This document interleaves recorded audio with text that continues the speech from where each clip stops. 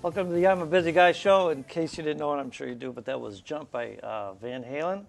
I've got Keith Sansone today. He's a Van Halen aficionado, and he's going to tell us quite a bit about Eddie, and we'll find out from him first why he's such an aficionado and gives him the credit to talk about Eddie. Nice. Dude, Keith, welcome to the show. Thanks, Vince. Nice to have you here. How are you? Good. Good. Let's start off why, I mean, it's obvious he's a very talented band and Eddie and all that, but why are you such a big fan? You know, I don't know. It was when I was a kid, and I heard their music, and it just kind of grew on me as I got older. And the older I got, you would kind of think, you'll get over it, you'll grow out of it. And the older I got, the more I just, became just part of, they became part of my life. Yeah. From high school all the way up to now, when people meet me and they know that every time they hear Van Halen, they're going to think about Keith. And they're giving you plenty of talent, new tours and everything for you to continue to be such a big fan. Yeah. I mean, they're touring right now. It's great to be back together with Dave, and I went to a couple of shows last week. And where'd you go? Indy? I went to Indy on Wednesday. On Monday, a week ago, I was in Detroit, and then Friday here in Chicago. So kind of mini tour around myself and just drive around and you're to the point where I know you had the license plate. I apologize. I don't know if we had it out, but you've got the license plates. License plates, yeah. Do you remember? I mean, is there a moment that you remember, like the first time you heard a Van Halen song, or? We were playing baseball. I remember at a park, and we had them on our boom boxes, and listened to the loop, and heard the song Unchained, and they said that was Van Halen. I was like, wow, who is this band? And kind of started researching, trying to find out who they were, and found out they had about 4 albums to that point, so I had to buy all the albums. Back Records. Then. Records, yes. There were no CDs then. And had to listen to them all until I finally found the one song, which was really on the last album that I had of them. So just kind of listened to it and just was really at first drawn to them by David Lee Roth's voice, and then just hearing all that guitar, and just really drew me to the band. And you even... I mean, that's a good question, but it inspired you to learn to play the guitar. Yeah. Nobody in my family is really musically inclined or whatnot, but I just said, hey, man, I want to start playing guitar like this guy Eddie. And there's my small collection right now that I've gathered over the years, but bought a guitar from a kid in high school for about $100, and painted it red and white stripes, very similar to what my tie is, the Frankenstrat Eddie Van Halen's signature stripes, and started playing, and just learned on my own. Don't know how to read music, still don't know how to read music, but just through just wanting to do something like Eddie did, nowhere near what this guy does, but did take lessons and whatnot as well. Well, let's go through the guitars. We don't have it here today, but anybody that knows Eddie's guitars, and it's the logo on your tie, it's called the Frankenstrat.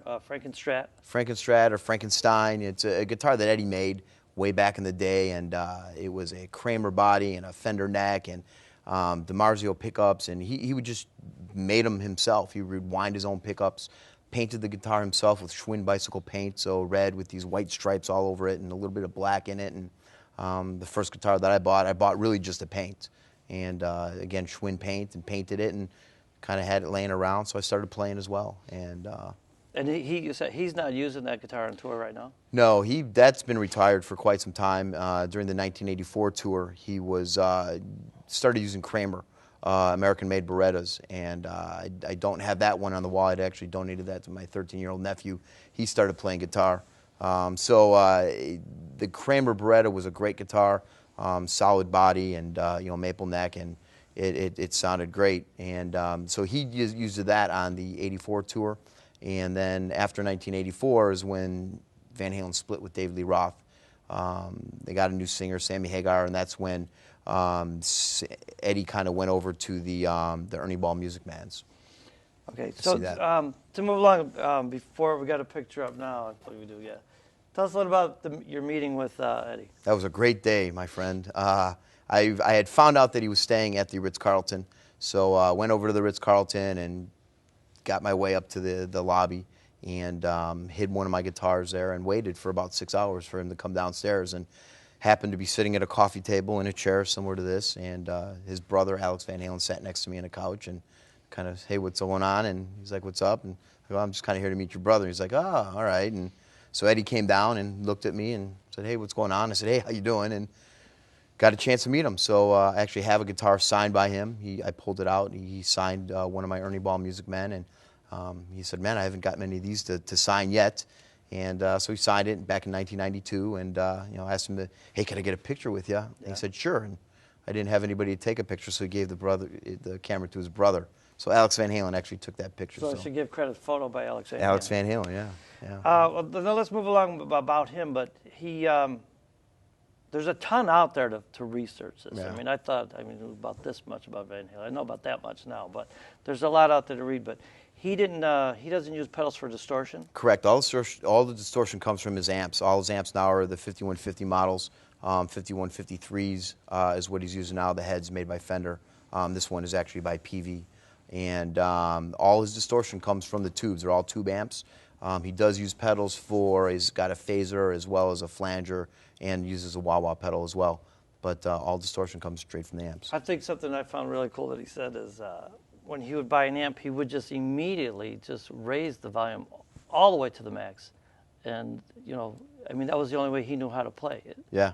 And he just helped develop. And this amp, the 5150, that's a stack that I have at my house. It's a full stack, and it's pretty loud. And this one's a little more manageable when you're at home and everybody wants to have a little quiet time. I could show I'm going to show the guitar later, but there's you talked about how he tunes different. He tuned differently with.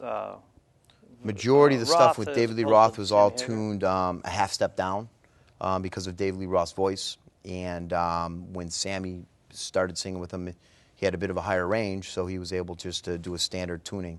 But yeah, with David Lee Roth, so all the guitars hanging on my wall, they're all kind of tuned differently depending on which album I want to play along with or whatnot, so that I'm obviously in tune with the albums. And which guitars that we got here now? That's the Ernie Ball Music Man. That is the one that was signed by him back in 1992. And it just kind of sits on the wall. It's the same one that's here that I brought with me, and doesn't get played much. The strings haven't been changed in years, and it just kind of sits up there, collects dust, and looks great. Well, while we're talking about what it is here, what's the white one then? The white one is the recent one that he's playing right now. It's by Fender. It's the Wolfgang by Fender. There's a Wolfgang by PV in between those, but right now he currently is with Fender, and that's what he used in the 2007 tour. Currently he's using a Fender Phantom. It's like a matte black finish that he's using. And it's called the Wolfgang. The Wolfgang, yeah. Which we'll talk about later, who Wolfgang is. His son, yeah. Yeah. I also found something interesting that he said that he likes his guitars that have his name on it to be built to last forever, and he compared it to a Stradivarius, which I think is a great thing. I mean, he's very concerned about the quality that's going into it before he puts his name on it. Yeah, and I think one of the things, nowadays, probably with a lot of signature guitars, they come off the wall. You could go buy one from a guitar store, and it's going to be the same guitar that Eddie's playing on stage, or pretty much a lot of these guys, because they know, they're not cheap, and people are spending money to kind of get that quality. So they're not really enhancing them much anymore, if at all, when they get them now. They're pretty much the same thing. Is this the one that's got the thing that could... The tuner, no, that's still the Ernie Ball. That's just a second one, because when I had the signature on that one, I couldn't play it anymore. So I had to go buy another one that I could actually play. Tell us a little bit about it. Maybe you could show it, because you're going to play... Oh, by the way, I don't know if I mentioned, Eddie's going to try to make it tonight. Is he? Yeah. So that's the M&Ms that I got out. There's no brown ones in there, are there? Well, I didn't finish. There's still a few in there, but I'll get them out before he gets Careful, here. break this desk apart. So he's got your cell or mine. Well, we'll see if he calls. He's Cool. supposed to be on his way. All right. Nice. The finger tapping. That's something he invented? He started it, yeah. It was just the two-hand tapping, and back in the day, when the first couple of albums, or when he'd play in clubs, when he used to do his guitar solos, he would turn his back to the audience, and he would do his solos so nobody could really see what he was doing or hammering on or tapping, and just to kind of keep it as secret as possible. And because when Eruption first came out on Van Halen 1, nobody knew what he was doing. They heard this thing, and the guitar teachers couldn't figure out how he was picking so fast. And then this one of my first guitar teachers had told me a story that one of his students saw him and said, "Hey man, he was doing this thing with his other hand." And then my guitar teacher said, "That's how he's getting that." And so I don't think he was the first one to do it. I know there was somebody else before him, but he just kind of was the first person to really make it his style. Well, I didn't know that. I didn't realize he was trying to keep it a secret. Yeah. What does 5150 mean? It's all over police code for the criminally insane out in California, and that's the name of his recording studio in California. It was the first album with Sammy Hagar. It was 5150. He had it on his Kramers, so it's a big part of everything that he does. His strings were 5150s, the PV and whatnot. So nice. Finding out too, he mentions. I was surprised. I thought maybe he'd say at least give an honorable mention to Hendrix, but he claims that Clapton was the biggest influence on him. Yeah, and it's funny too because he doesn't sound anything like Clapton. But yeah, he credits Clapton. I know they used to do a lot of Cream covers back in the day when they were still trying to make it. Grand Funk Railroad, Kool and the Gang, so they did a lot of crazy covers and stuff. But which we'll talk about later. Yeah, but Clapton was one of his big influences. So let's go through now the original members. Obviously, Eddie and his brother Alex, Michael Anthony, and David Lee Roth. Tell me a little bit about this whole. We'll start off with David Lee Roth, but not a revolving door, but the circus of lead singers. Yeah, well, with the 1984 tour, David Lee Roth and Eddie, it was actually quite right after the Fair Warning album was when it was kind of a dark time. Eddie was getting married to Valerie Bertinelli. Dave didn't want him to be married. They should be all single and rockers. And just through that period of time with the Fair Warning in 1984, they just ended up splitting right after the '84 tour. And all us Van Halen fans were kind of shocked and what's going to happen. And I think Van Halen themselves weren't really quite sure what they were going to do. And there was talk about having different singers coming in and out. Eddie's mechanic for his Ferraris and his cars told him to call Sammy Hagar. Sammy had Ferraris, and he said, "Hey, Sammy, he's a great singer. Why don't you call him up?" And he got the number from this guy Claudio out in California and called him from the mechanic's shop and kind of set up a meeting. They met and they hit it off. So Sammy was with them for actually more albums than David Lee Roth was originally with them.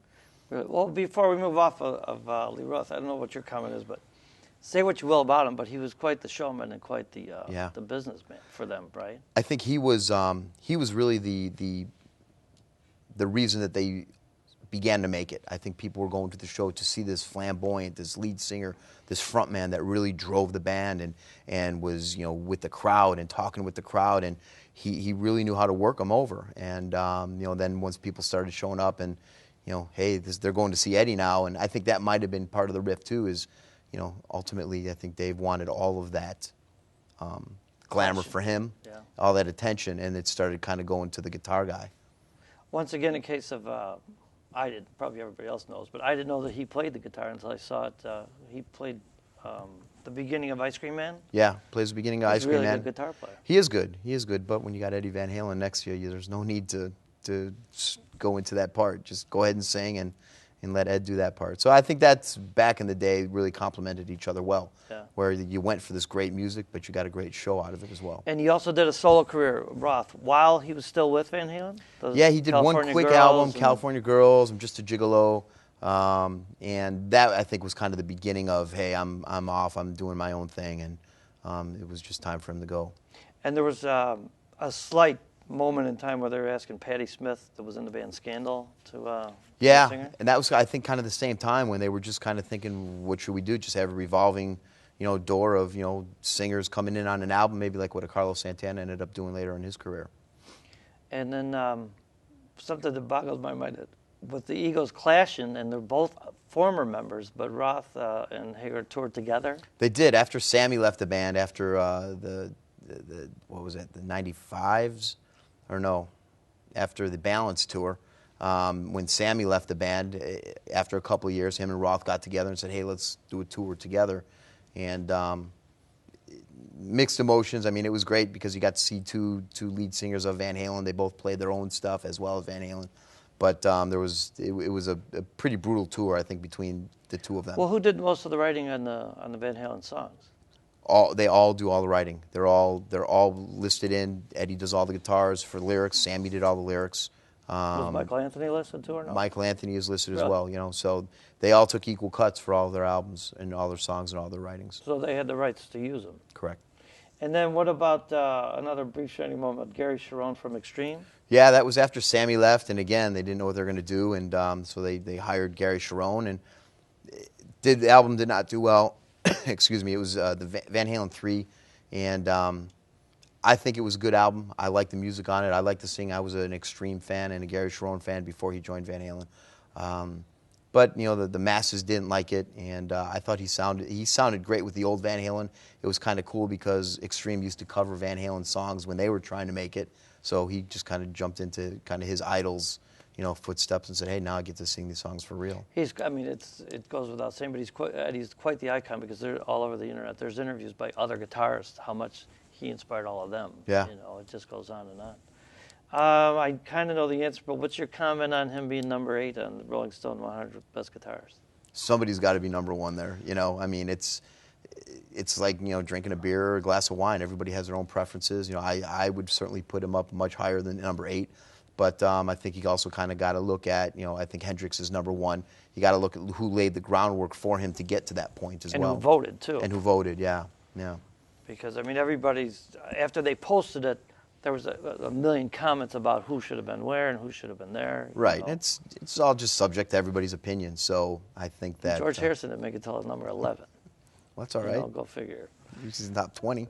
Yeah. Let me ask you, let's go through the other members now. Michael Anthony, tell me again, why did he leave? And well, he went when Sammy left the band, Michael Anthony stayed in contact. Him and Michael were great friends, or became great friends, and Michael kind of started hanging out with Sammy. He started playing and opening up for Sammy's band, started playing with the Wabaritas, and I think that kind of turned Eddie around, or turned him the wrong way, and he didn't want anything to do with Sammy, so he just kind of, you know, didn't really invite Mike back when they did the reunion tour back in 2007, and decided he would take his 16-year-old son, Wolfgang, and have him be the bass player. Wow. So, you know, you kind of think, wow, at 16 years old, whether you're his son or not, you're on stage playing with Van Halen. And it was pretty cool. He did a good job in 07, and he is still touring with him right now, and 4 years later, he's just really become a great bass player. I mean, it's really cool to see him on stage and see, obviously he's got the DNA in him for music from Eddie, and it's really cool to see how much he's grown as a guitar player. Does he just stick with the bass? Is he playing guitar? He does play guitar as well. He's got his own smaller band that he does things with. Van Halen wasn't playing. I've seen some YouTube stuff, and great guitar player, singer. His background vocals were phenomenal this tour. I mean, really, he really evolved, you know, and he's 20, and, you know, we were talking with some other Van Halen fans down up in the front at the show, and we certainly see Wolfgang doing something on his own after this whole Van Halen thing is done, and certainly taking over the reins as lead guitar. There's just got to be magic there. I mean, with Eddie's so proud of his son's so, you know, happy that he's playing in his band. And it's really cool, especially because when you see the Van Halen is all Van Halen, with the exception of the singer. I mean, all the music is coming from Van Halen. Alex is his brother, so you got these 3, you know, a brother and an uncle, a father, a son, a nephew, and it's really cool. It's cool to see him play. We talk a little bit about the latest tour, but about that subject, Cool in the Gang? Yeah, kind of funny, huh? Everybody, you know, when that first came out, everybody said, "You excited to see Cool in the Gang?" I said, "No, not really." And I got to be honest with you, they put on a 45-minute good show, a great show. I think it kind of goes back to that's one of the bands that Van Halen used to cover way back in the day, and they've always had kind of obscure opening acts. Last tour, it was a reggae band, so you had reggae for 45 minutes, and they just have always done kind of odd things like that when it came to opening acts. What's your comments first on about the latest album? I think it's great. You know, it's cool to hear the original Van Halen band, you know, minus Michael Anthony, but really come up with some great music. A lot of the music, they said, came from old demo tapes way back in the day. But I think Eddie's playing is fantastic. Dave sounds very good on the album. And it sounds like old Van Halen. You know, Ed's not drinking anymore. He's been sober for a while. He's not smoking, and I'll tell you, his playing live and on the album is just phenomenal. And a general consensus through all the Van Halen fans at the shows that I just went to as well, especially at the United Center. I was in the second row, and you know, the true Van Halen fans, the diehards, are all up front, and every one of us up there really had, you know, great things to say about the album. We all really like it and kind of like the direction that it's going. Nice. And then just maybe to finish up with this picture here, but this is, what do they have? It's called a meet and greet that you do? It was a meet and greet back when they were still touring with Sammy. That's the Balance Tour, and if you were lucky enough to get a backstage pass and get back into a meet and greet, and they took a picture of the band, and oddly enough, that is the last meet and greet that Van Halen did with Sammy Hagar before they split after that Balance Tour, and then they went and got Gary Cherone after that, but it's kind of a cool thing to know. I saw the last two. I was living in Hawaii at the time, and those last two shows were done in Hawaii. So then it was the second incarnation of Van Halen was no more. I said that. Who took this picture? Alex Van Halen again? Or no, he's in the picture. No, he's in the picture there. What's up with these? M&Ms, no brown ones. All right, tell us the story about that. Back in the day, everybody just thought it was a quirky thing for a band to do, and we don't want brown M&Ms, and if there's brown M&Ms, we're going to trash our, the rooms or whatnot. But it was really written in their rider back where it was, whether it was how much power they needed or, what the load-in was for the lights, and it was for them to really see if they read the whole contract or the whole rider. So if Van Halen or their management went in and saw brown M&Ms, the concert promoter didn't read through, and could be safety issues where stuff might have fallen if it wasn't hung properly or if they didn't have enough power. And so it was more just to kind of get them to say, you got to pay attention.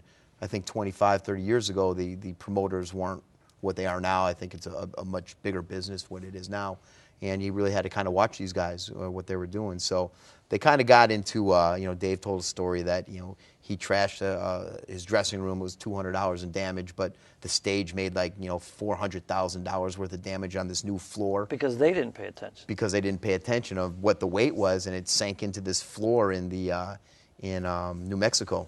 And so the rumors went on that David Lee Roth created $400,000 worth of damage. So, And I'm trying to get him out before he gets here. I hope he gets here for this show. I don't know if he'll be here for the second one. that'd be nice. We got a little bit of time left. Let's go through, I'll walk through the albums. Any comments you want to make on each Sure. one? And it was kind of interesting how you had to, not had to, but you consumed 5 of them at the same time. Yeah. That's Van pretty cool. Halen 1, 2, Women and Children First, Fair Warning, and Diver Down. Any comments on each one of them? Van Halen 1 was great. I mean, that was the one where he came out and all the tapping and Eruption.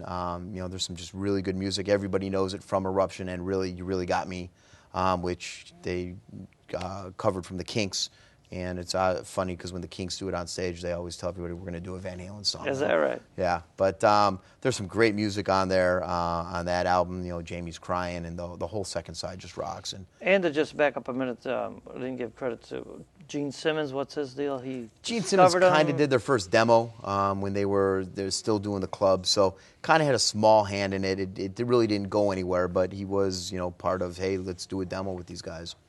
What about, did you talk about Women and Children First? Women and Children First, another great album. Romeo's Delight, one of my favorite songs on there. And again, the guitar just kept progressing throughout that whole time. Fair Warning, which was right after that, back in '81. That's probably my favorite Van Halen album. The playing's just really cool and just really kind of mean and aggressive, and it's a cool album. What about, then we go, the Diver Down? Diver Down, a couple of covers on there, and that was, the whole album was less than a half hour long. So I think they just kind of did that to kind of get an album out and, fulfill the record deal. And then after that, they went into 1984, which, was really their first, really mainstream with Jump and kind of getting in the keyboards in Panama. That was when all the videos were out. And quick little story, oddly enough, it was such a great album, it never made it to number 1 with Jump and Panama and all these songs. It never made it to number 1 because of a small album called Thriller by Michael Jackson. Really? And that happened to carry the number 1 title the whole time. And on the song Beat It, you remember Beat It? Yeah. Well, that was like everybody that was in the record business didn't have a chance because of Michael Jackson's success. But Eddie was kind of at number 1 because Eddie did the guitar solo for Beat It, for Michael Jackson. He went down to the studio and did it in like one take and didn't make a nickel for it. He didn't? No, he drove down to the studio. He said he threw a couple of guitars in his pickup truck, met Quincy Jones. He laid down the tracks and left. Never. I don't made a know if he nickel. toured with him the whole time, but there's a couple of videos out there of him playing. Yeah, just a little. stage. He would do cameo appearances with it. But yeah, that was kind of one of his biggest solos ever, and it wasn't even on his album. And before we move on, the song Jump. What did you tell me at one time that the Cubs used it without permission? I think the Cubs used it without permission, and they got, Van Halen went after them and said, "Hey, man, you can't use that. You got to pay for it or whatever it was." So. But they certainly used it. Yeah, I guess. I mean, I don't know if they're still using it. I used it tonight, and I claimed that we were using it. So then where do we go? 5150? 5150 was the first album with Sammy Hagar, and when that started, I mean, the first track is called Good Enough, and it just screams out, Sammy Hagar, hello, baby, and you kind of, Eddie just ripping into it, and it was really a strong album for them. And I don't know if you mentioned, but Sammy came from Montrose? Well, he was in Montrose back when he was younger, and then after he, left Montrose, he was out doing his own thing. Red Rocker, I Can't Drive 55, There's Only One Way to Rock, Heavy Metal. I mean, he had a whole list of songs. He was a pretty accomplished rocker on his own before he even made it with Van Halen, and was on his own, did his own tours, and Van Halen was just a compliment to him. Well, we're running out of time, but we got the next one, OU812. OU812, again, the second one was Sammy. I think those two are probably the best, Sammy era albums. I mean, they were just, you could tell they were having a good time. The music was great. Unlawful Cardinal Knowledge. Yeah, that was another great one. That was, Pound Cake was on there, and Judgment Day, and then right after that was Balance. And then after Balance is when they split and they went with Van Halen 3 and Gary Cherone. Well, I'm going to give you the tradition of the cannolis. Sweet. For being on the show. Thanks, man. I Sweet, appreciate no that. pun intended, dude. Right. Thanks. And I'll eat them later. you maybe want to show us a little bit about those guitars before, when are they coming next? They should show in time, but like he needs the publicity. But April 1st is the next show. April 1st are coming in. That's going to be at the Allstate Arena. And I guess you'll be there. I'll be there, and probably down in St. Louis. I'm looking at driving down to St. Louis for a show too. So. Well, it looks like Eddie didn't make it for this show, so maybe for those of you who are watching them, we're doing 2 parts. If you watch the second, it's your first part. If you watch the first, it's your second part. Whatever the deal is on that. Why don't you show us a little bit about the guitar before I take off? We got Let me get some of these M&Ms out of here before. the one over here, obviously with the signature. We don't really play too much, and then this is the Fender that we have. Would you care to? You go ahead. I don't know how loud it's going to be. I'm sure you're not scared of it, but I was kind of hoping Eddie would if show I up to start be able playing, to it play. might catch on fire, You think so? Is that too loud? I hope not. Wait, stop for 1 second. Is that Eddie? Hello? No, that's not him. Somebody else is going to be on the show next week, so go ahead and play. But I'm going to go, though. Yeah. Next week, I'll call. Bye. So go ahead. Knock your socks off. All right. And, dude, thanks for being on the show. Thanks for having me. All right. What a rip. All right.